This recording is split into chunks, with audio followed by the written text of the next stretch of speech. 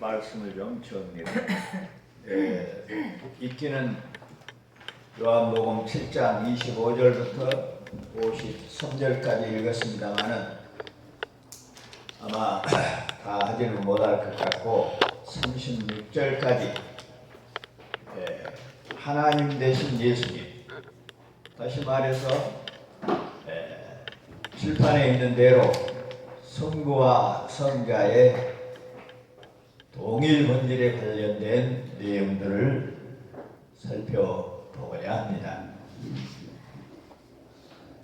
초막절을 통해서 예루살렘에 모인 사람들은 우리들이 24절 이하에 보니까 두 부류로 나타나고 있는 것을 알 수 있습니다. 하나는 본래부터 예루살렘 성 안에 있는 사람들이고, 또 다른 부류들은 이제 초막절을 지내기 위해서 예루살렘 밖에서 들어온 사람들입니다. 물론 예루살렘 밖에서 들어온 사람들은 저 지방에 있는 사람들뿐만 아니라 구교회로 흩어져 있는 많은 사람들도 참석하는 것으로 그렇게 이해할 수 있습니다. 그런데 이 예루살렘 안에 있는 사람들은 다른 지방에서 올라온 사람들보다는 예수님에 대한 여러 가지 사정과 정보를 잘 알고 있었던 것 같습니다. 그래서 유대인들은 유대인의 종교 지도자들이 안식일을 범할 뿐만 아니라 하나님을 자기의 친아버지라고 그렇게 말하면서 자기 자신을 하나님과 동등하게 여기는 예수 그리스도를 죄인으로 그렇게 몰아가고, 요한복음 5장 18절에서처럼 예수님을 죽이려고 했던 그런 일이 소개되고 있음을 우리가 알 수가 있습니다. 그런데 예수님이 공개적으로 많은 무리들 앞에서 복음을 선포해도 당장 체포하지 않은 것을 보고 혹시 이 예루살렘 당국자들이 생각을 바꿔가지고 예수를 메시아로 인정한 것 아닌가 하는 그런 상상까지 하고 있는 것을 여기 25절 26절에서 우리가 살펴볼 수 있습니다. 그러나 그들은 자신들의 잘못된 그런 성경적인 지식 때문에 그러한 참된 상상력마저도 오히려 비난으로 바꾸어 가고 있는 것을 알 수 있습니다. 왜냐하면 본문 27절에 보면 그들은 메시아가 이 땅에 구세주로 탄생할 때에 아무도 모르게 어디서 오는지 모르게 그렇게 올 줄로 알았기 때문입니다. 그들 가운데는 마치 메시아가 태양에서 떨어지거나 구름을 타고 온다거나 백마를 타고 온다거나 이런 허황한 생각을 가지고 있을 뿐만 아니라 그렇게 온다고 전하는 이상한 책들도 있었습니다. 세상의 위인들, 특히 각 나라의 신조들이 신화를 가지고 있었던 것처럼 자기들의 메시아도 그렇게 이상한 방법으로, 신비한 방법으로 올 줄로 믿었던 것입니다. 그래서 그들은 예수님이 목수의 아들로 태어났다고 하는 사실을 잘 알고 있었다는 듯이 우리가 이 사람이 어디서 왔는지 아노라 그렇게 말하고 있습니다. 그러나 본문 28절 이하에 보면 주님은 자신에 대해서 잘못 알고 있는 그들의 허점을 지적하면서 그들이 예수님을 알아보지 못한 이유를 설명하기 시작합니다. 내가 갈릴리 나사렛의 목수 아들로 자랐다는 것을 알고 있는 것 같다. 그렇지만 그것은 육체적으로 외모밖에 볼 수 없는 너희들 그 썩어질 눈과 그 썩어질 생각 외에 가진 것 없이 소리를 치고 있구나. 자, 그러나 너희들의 눈이 썩어서 나를 하나님이 보낸 것을 알지 못하고 나에 대해서 외모만 보고 판단하는 줄을 내가 잘 안다. 그렇게 말씀을 하시면서 마태복음 11장 27절에 있는 말씀처럼 내 아버지께서 모든 것을 내게 주셨다. 또 아버지 외에는 아무도 아들을 아는 자가 없다. 또 아들과 아들의 소원대로 계시를 받은 자 외에는 아버지를 아는 자가 없다. 그런 뜻으로 여기 28절 29절에 보면은 내가 그에게서 낳고 그가 나를 보내셨다 라고 말씀을 하고 있습니다. 여기 28절 29절 특히 29절에 내가 그에게서 낳고 그가 나를 보내셨다. 이 말은 오늘 우리들이 칠판에 기록되어 있는 것처럼 성부와 성자의 동일 본질을 지적해 주는 중요한 말씀입니다. 여러분들이 잘 아는 것처럼 이 성부와 성자의 관계는 중세 니케아 회의 때 성부와 성자의 관계를 동일 본질이다. 아니 유사 본질이다. 이런 내용을 가지고 교리적 투쟁을 해가지고 동일 본질이 승리하고 유사 본질은 이단으로 결정되었던 것을 우리들이 잘 압니다. 자, 그 부분에 대해서 재미있는 단어를 하나 소개하도록 하겠습니다.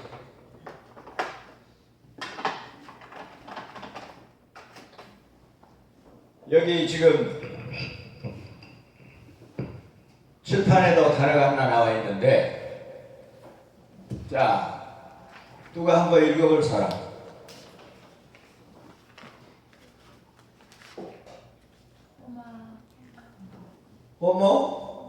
호모란 말 잘 알지요? 호모 우시오시 그러죠? 호모 우시오시. 이 말은 왜 말하는 동일 본질이라는 이야기.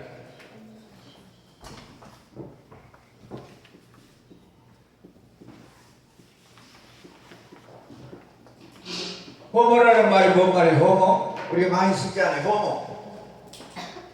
조금 이상한 말로 호모섹스라는 말도 있고, 호모라는 말은 동일한 그런 뜻이에요. 같은, 동일한.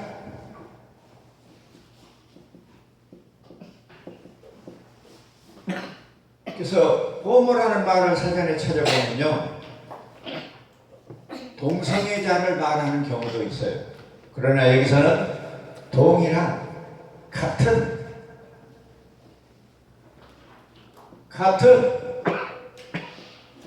그런 의미로 사용하고 있어요. 자, 그러면 우시오스가 뭐인가? 우시오스는 어디서 온 말이냐 그러면 고대 아리스토텔레스가 모든 본질의 실체를 말할 때 우시아라는 말을 씁니다. 우시아.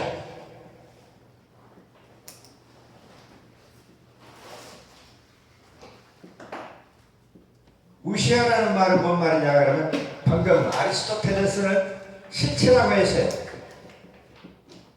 그런데 여기서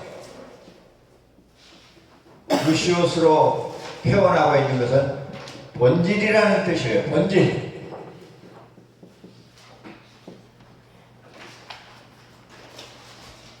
그래서 이 우시오스라는 말은 우시아에서 온 이야기인데 본질. 그래서 무슨 본질? 호모 우시오스가 무슨 본질? 동일 본질이라는 말은 뭔 말이에요? 여기 오늘 본문에 내가 그에게서 낳고 그가 나를 보내셨다. 성부와 성자가 둘이 다 하나다? 비슷하다? 같다? 같다는 이야기예요. 이것이 오늘 우리의 신앙의 고백이 되고, 그런데 한 가지 여러분에게 더 소개할 수 있는 단어는 이런 단어가 있어요. 비슷한다는데 보세요.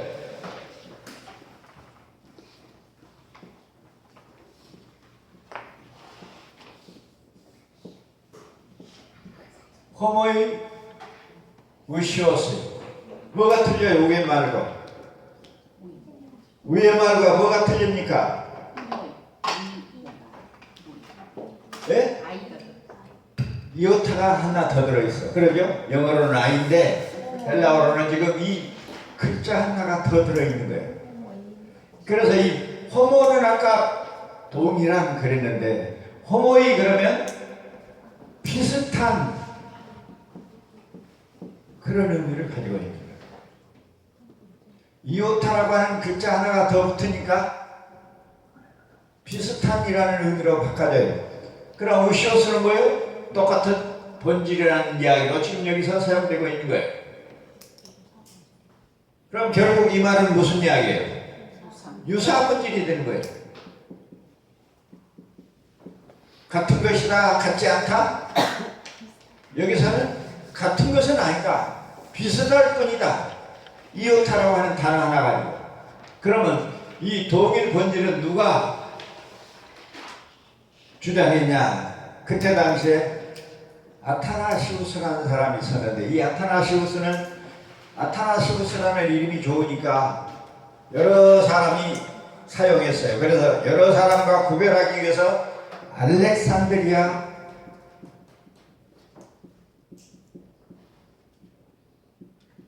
아타나시우스라고 그래요.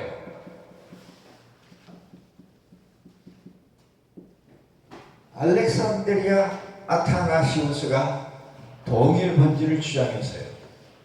그런가 하면은 이 유사 본질은 누가 주장했어요?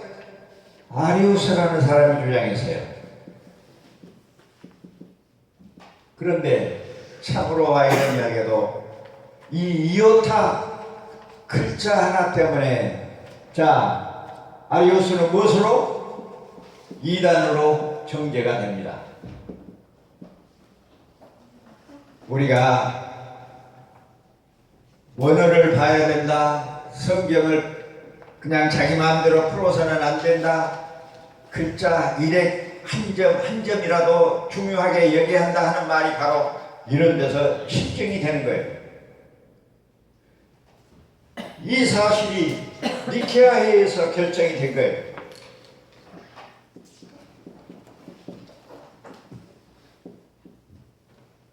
기독교 공회의 중에 어쩌면 가장 중요하다고 할 수 있는 이 니케아 회의에서 아라고 하고 야라고 하는데, 니케아 회의에서 아리우스는 이단으로, 아타나시우스는 무엇으로 승화를 시켜요? 이것을 교리로 확정을 합니다.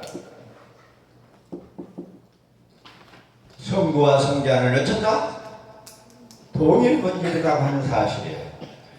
우리가 그냥 읽어내는 것 같지만은 교리사를 보고 교회사를 보면은 이 말씀을 잘못 이해함으로 말미암아 성부와 성자 동일하냐 비슷하냐 이 이오타 글자 하나 때문에 2단이 되고 3단이 된 것을 우리는 알 수가 있습니다. 그런데 우리가 여기서 재밌는 것을 하나 더 귀하게 요한복음을 우리가 하고 있으니까 동일 본질에 대한 재미있는 문장을 하나 우리가 기억할 수 있어요. 자, 봅시다. 요한복음 1장 1절에 보면 마지막 절이요, 세 절로 되어 있는데, 자, 요한복음 1장 1절에 뭐라고 되어 있어요? 제일 처음에 태초에 그 말씀이 계셔왔다, 계시니라. 두 번째는 그 말씀이 그 하나님과 함께 계셨다. 마지막 절에는 그 말씀이 곧 하나님이시라. 근데 원어를 보면 우리가 그 말씀이 뒤에 있고 하나님이 앞에가 있어요. 자, 그걸 제가 한번 외워서 써볼게요. 카이, 그러죠? 카이 데오스, 카이 데오스 엔 호 로고스라고 되어 있어요. 자, 그러면 직역을 그리고 하나님은 있어왔다. 언제부턴가 계속 있어왔어요. 무엇으로? 그 말씀으로. 그러니까 원문을 보면은 그리고 하나님은 그 말씀이시다, 있어왔다, 이시니라, 이렇게 번역할 수가 있는 거죠. 자, 여기서 또 재미있는 것을 우리는 알 수가 있습니다. 자, 하나님은 사랑이다, 사랑이시다. 말이 되죠? 그러죠? 하나님은 사랑이시다. 그 다음에 또 한 문장. 사랑은 하나님이시다. 이 문장을 외쳐요. 사상적으로 보고 이미지로 봤을 때 하나님은 사랑이라는 말을 우리는 써요. 그러죠? 근데 사랑은 하나님을 거꾸로 바꿔서 사랑은 하나님이라는 말을 쓰면 맞아요, 틀려요? 사랑이 하나님은 아니죠. 그러죠? 자, 그래서 이 문장은 틀린 문장이고 이 문장은 맞는 문장인데, 자, 여기서는 요한복음 1장 1절의 마지막 구절에서는 맞는 이야기가 돼요. 우리말 번역 그대로 보면은, 자, 카이 호로고스, 그러죠? 엔 데오스 이렇게 나와요. 자, 우리말 번역에 그 말씀이 하나님이시라 그랬잖아요. 근데 원어를 보니까 그리고 말씀이 그리고 하나님이 그 말씀이라고 되어 있어요.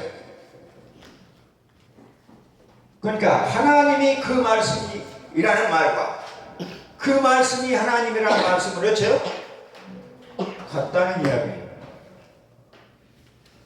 이것은 뭘 이야기하고 있기 때문에 그래요? 동일 본질을 이야기하고 있기 때문에요. 성부와, 그러죠? 성자의 동일 본질을 표현하는 문장이기 때문에 하나님은 그 말씀이라고 하는 표현과 그 말씀은 하나님이라고 하는 표현이 맞다 틀리다? 틀리지 않고 맞다는 이야기예요. 이런 아주 원어적인 희한한 표현들을 우리는 여기서 잘 이해를 해야 돼요. 다시 한번 강조합니다. 하나님은 사랑이다라는 말은 맞아요. 그러나 사랑은 하나님이라는 말은 틀려요. 한 문장을 거꾸로 뒤집어서 놨을 뿐이에요. 그러죠? 그런데 여기에서 보면 카이, 하나님은 그 말씀이다. 분명히 원어는 그렇게 되어 있어요. 우리말 번역에는 그냥 그 말씀은 하나님이라고 번역되어 있어요. 원래적으로 보면 그리고 하나님은 그 말씀이다라고 되어 있어요. 이것은 왜 이렇게 표현을 했냐? 성부와 성자의 동일 본질을 강조하는 의미로 이렇게 표현되어 있는 거예요. 근데 우리가 우리 뉘앙스에는 이런 문장을 염두에 두고 번역을 했기 때문에 원문 그대로 해석하지 않고 거꾸로 뒤집어서 번역을 한 거예요. 이런 기가 막힌 사실을 원어를 보면 우리가 이해할 수 있고 교리를 이해했을 때 이 문장이 가능하게 이해되는 거예요. 이건 번역 잘했네요. 무엇을 번역을 잘했어요? 다른 건 거꾸로 이건 번역. 예. 그러니까 우리가 이런 문장들을 쭉 봤을 때 한글 문장에서는 참으로 볼 수 없는 내용들을 원어 문장에서 볼 수 있고 바로 이런 것들이 바로 이런 문장 안에서 동일 본질을 찾아낼 수 있는 거예요. 왜 호로스 앤 데오스라고 말하지 않고 데오스 앤 호로스라고 말하고 있을까? 이런 문장에서는 전혀 뒤바꿔 놨을 때 말도 안 되는 소리가 나오지만 그러죠? 여기서는 카이 데오스 앤 호로고스나 카이 호로고스 앤 데오스나 같은 문장이고 특히 오늘 요한복음 1장 1절에 마지막 구절에 소개된 이 문장 안에 저런 표현이 가능한 것은 하나님을 그 말씀이라고 표현하고 있는 것은 예수 그리스도가 우리의 하나님이라고 하는 사실을 성부와 성자의 동일 본질을 강조하고 있는 사실을 우리가 발견하게 되는 겁니다.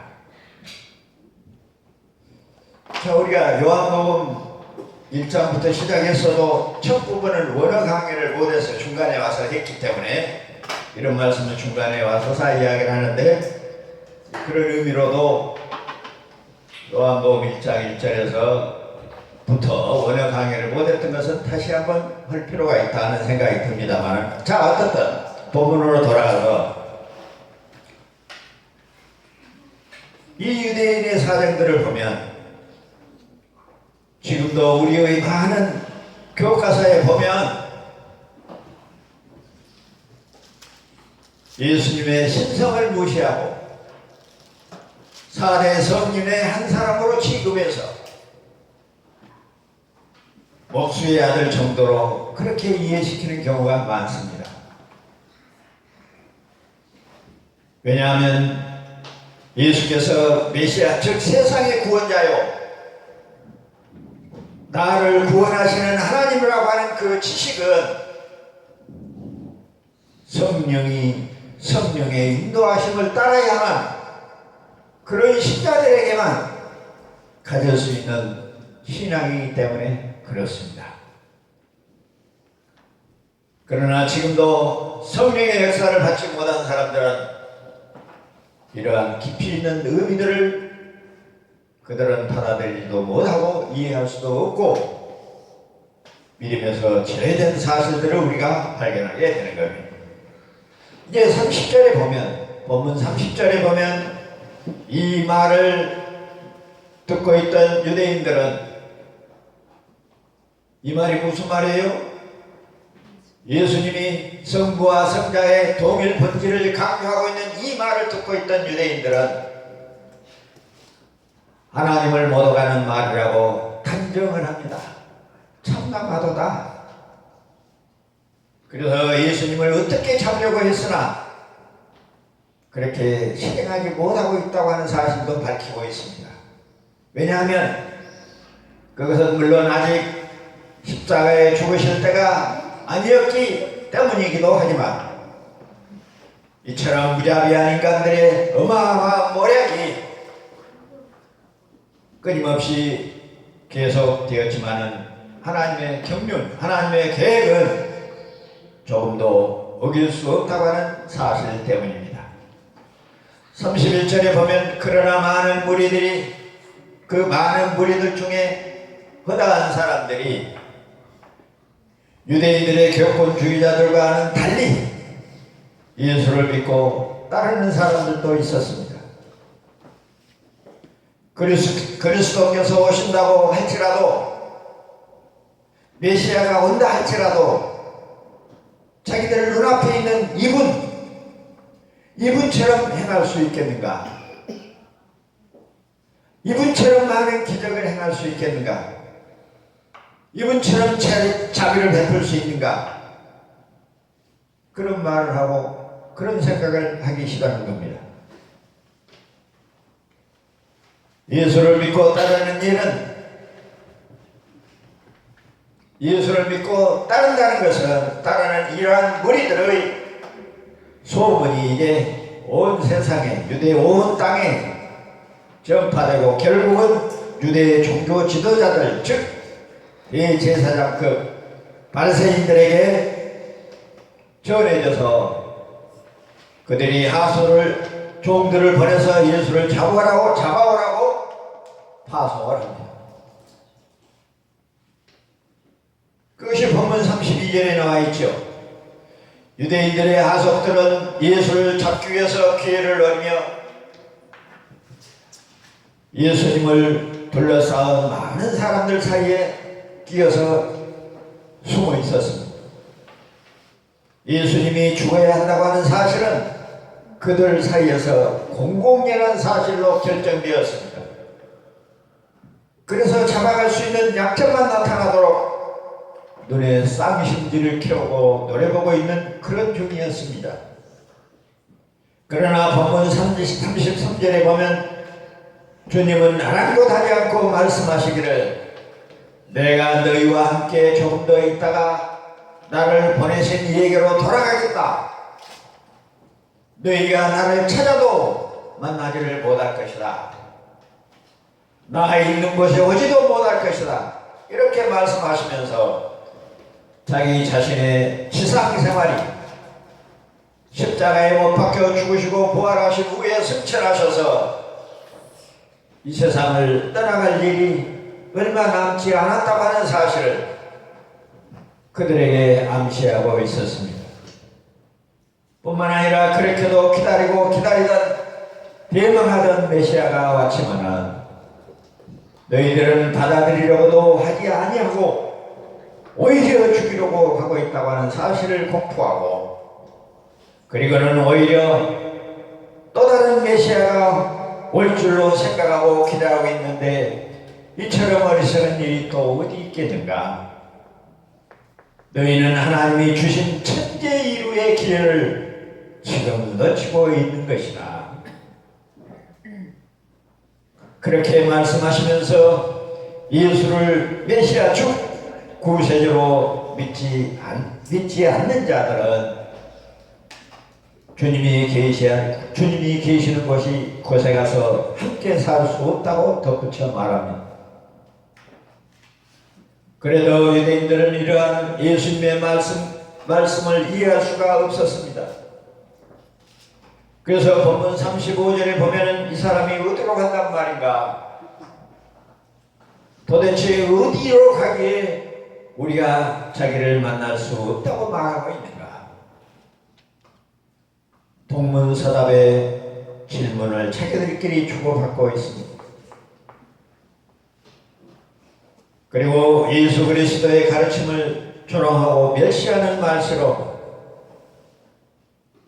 헬라인 중에 흩어져 있는 유대인들에게 가서 헬라인들을 가르치려고 그런 것 아닌가?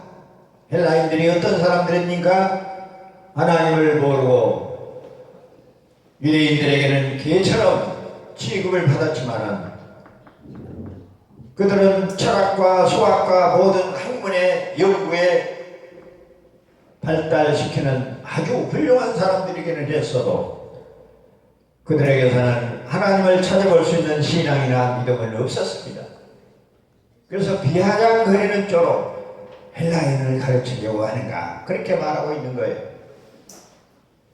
그래서 이스라엘 백성들은 자기들만이 구원받은 백성이라 선민의 의식이라 하는 그 의식이 강하여 유대인이 아니면 모두 저주를 했고 저주받은 그런 사람들로 취급을 해서 예수님이 자기를 볼 수 없다고 하는 말을 헬라인을 가르치러 가려고 하는가 보나, 헬라인과 똑같이 취급하려고 하는 그런 표현들을 하고 있는 것을 볼 수 있습니다. 여기서 헬라인들 중에 흩어져 사는 자들에게로 가서 헬라인을 가르치려고 하는 것은 예수님을 메시아로 받아들이지 않고 바로 여기에 유사본질을 주장하는 자들과 똑같이 그 사람이 조금 기적을 행하고 그럴듯한 말을 하기는 해도 메시아는 아니다. 단정을 한 거죠.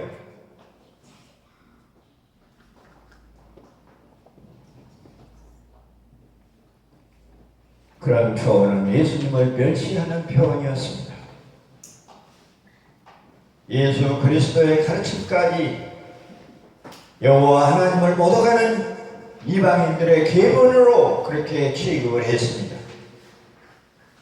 이처럼 유대인들은 험불선하여 예수 그리스도의 가르침을 이해하지 못했을 뿐만 아니라 천박한 이론으로 취급하고 있음을 본문 36절이 거듭거듭 강조하고 있습니다. 오늘날도 마찬가지입니다. 하나님의 진정한 말씀, 올바른 성경과를 갖지 못하는 많은 무리들이 자기 생각대로 성경을 해석하면서도 말씀을 근거해서 성경을 근거해서 구속사적인 성경 해석을 하면 이상한 사람으로 저만 똑똑하고 이상하게 자랑하는 사람으로 그렇게 이해해서 매도하고 시기하는 사람들도 많이 있습니다. 분명히 이 시간에 강조하건대 성경은 성경으로 해석해야 되며 이 시대는 하나님을 찾는데 눈을 감고 저 산에 가서 기도원에 가서 찾을 것이 아니라 눈을 똑바로 뜨고 성경을 바르게 이해하는 길에 그게만이 하나님을 바르게 이해하는 길이요. 더더욱 성경을 구속의 역사로 볼 때만이 성경을 바르게 이해하고 성경 안에서 예수 그리스도를 발견하고 그가 메시아인 것을 확실하게 알 수 있다고 하는 사실을 선포하는 것입니다. 이 은혜가 한국 땅만 아니라 세계 모두에게 말씀을 들고 선포하는 모든 주의 종들에게 임하기를 성부와 성자와 성령의 이름으로 축원합니다. 기도하겠습니다. 37절부터는 다음 시간에 살펴보도록 하겠습니다. 거룩하신 아버지, 오늘도 말씀을 통해서 우리 주 예수 그리스도 하나님을 만나게 해주심을 감사합니다.